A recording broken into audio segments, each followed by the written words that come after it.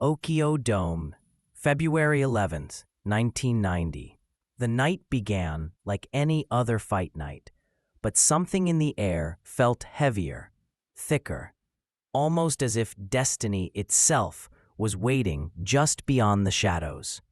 Mike Tyson entered the arena with the aura of an executioner, the undefeated world champion, the knockout king, the most feared fighter alive. His eyes were dark and unblinking, the stare of a man accustomed to breaking opponents long before the first bell. He marched forward like a storm in human form, power compressed into muscle, rage contained inside calm silence. Every camera pointed at him.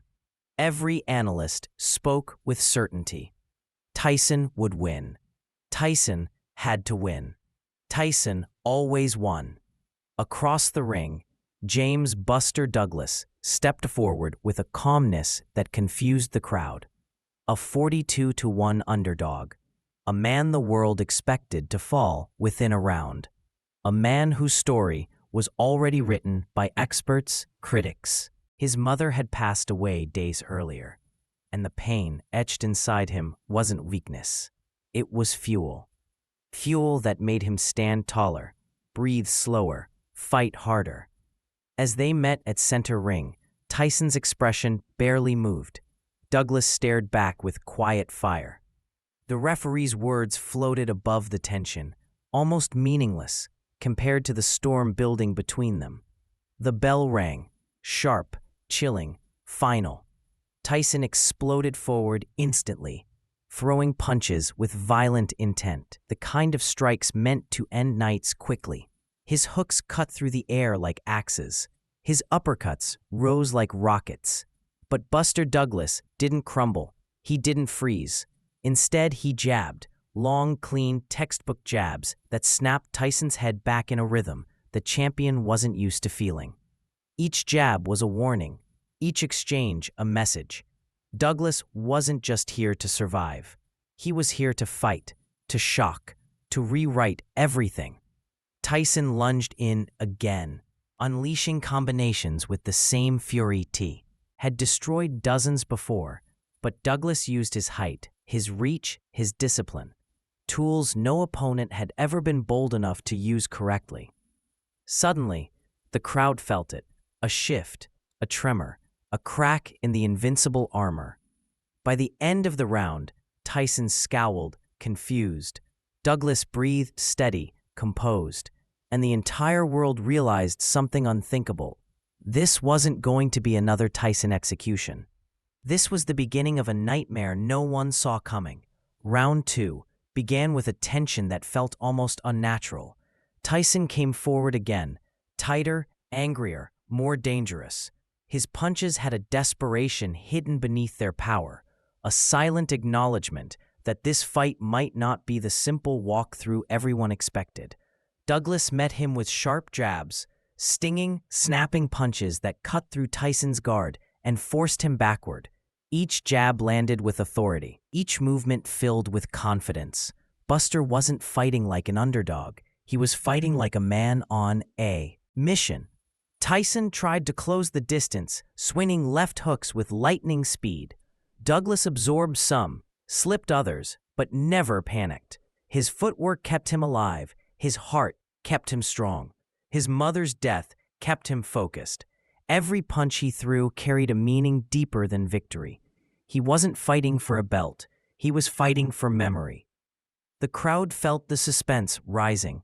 Tyson lunged in with one of his signature uppercuts, one that would have ended most fighters, but Douglas leaned back just enough, letting the punch whistle past his chin like a bullet. Then Douglas answered with a powerful combination: jab, jab, right hand. The final punch cracked through Tyson's guard, shaking him in a way the audience had rarely seen. Tyson blinked, stunned. The monster had been hit clean. For the first time in years, Tyson looked human, vulnerable, mortal. Douglas sensed it.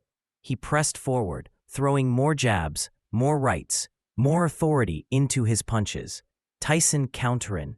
But his timing was off. his rhythm disrupted. The predator was being pushed back by someone who refused to be prey. Tyson landed a heavy body shot, one that echoed across the arena, but Douglas refused to back away. Instead, he stepped closer, bolder, braver. The commentators' voices trembled with disbelief. This wasn't part of the script. This wasn't what the world expected. This was something dangerous, unpredictable, thrilling. Every second carried a suspense that grew thicker with each punch. Tyson was trying to find his old rhythm. Douglas was breaking it apart. The crowd, once calm, now leaned forward with wide eyes. They were witnessing a miracle forming. As the round ended, Tyson walked back to his corner with a bruise forming under his eye. Douglas walked back breathing calmly, like a man whose belief was turning into real possibility. The impossible was no longer impossible. The underdog had begun to bite. Round after round, the tension climbed. Douglas continued landing jabs that struck with the precision of a surgeon and the weight of a hammer. Tyson's frustration began to show. His head movement slowed, his shoulders tensed, his breathing changed. He was fighting someone who wasn't afraid, someone who wasn't folding, someone who wasn't running. Tyson threw bombs, heavy, murderous shots that would have dropped almost anyone. But Douglas kept rising above them. The crowd felt a fear they hadn't felt before. Fear not for Douglas, but for Tyson. Then came round 8, a round that would become one of the most iconic in boxing history. Douglas came out aggressive, snapping Tyson's head back repeatedly with jabs and straight rights. Tyson looked slower, hesitating, thinking too much, unsure of what was unfolding. Then, Douglas landed a monstrous combination, jab, right hand, uppercut, that sent Tyson stumbling backward. The crowd erupted. Tyson, the invincible demolition machine, staggered. But Tyson did what champions do. He answered with a brutal uppercut. It came out of nowhere, a perfect punch landing flush on Douglas's chin. Douglas crashed to the canvas. The arena exploded in madness. Tyson's fans roared, believing the nightmare was over. Douglas's chest heaved. His gloves pressed into the canvas. His mind swirled in chaos. His mother's face flashed in his memory. The referee counted 5, 6, 7. Douglas rose. He stood tall. He looked Tyson dead in the eyes. And he fought back. Most fighters stay defensive after a knockdown. Douglas did the opposite. He attacked. He swung with heart, precision, fury, and destiny behind every punch. Tyson, confused by Douglas's sudden resurgence, backed away. A look of disbelief spread across the champion's face. How was this man still standing? How was he still fighting? How was he growing stronger? When the bell ended the round, Tyson returned to his corner, battered, bruised, shaken. Douglas walked back with fire still burning. Round 10, the round that shattered the world. Douglas entered with a look in his eyes no one could ignore. Confidence, rage, destiny.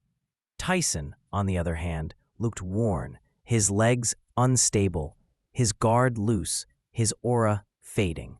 The fight that was supposed to be another Tyson obliteration had turned into a nightmare he couldn't escape. Douglas began the round with sharp, punishing jabs. Each one snapped Tyson's head back violently. Tyson tried to respond with a wild hook, but Douglas slipped it effortlessly. Then Douglas unleashed the combination that stopped time, a perfect 4-punch sequence. Jab, jab, right hand, uppercut. The uppercut lifted Tyson's head like a ragdoll. His body swayed, his legs went limp. Tyson fell to the canvas, more like collapsed. The world gasped. A soundless shock spread across the arena.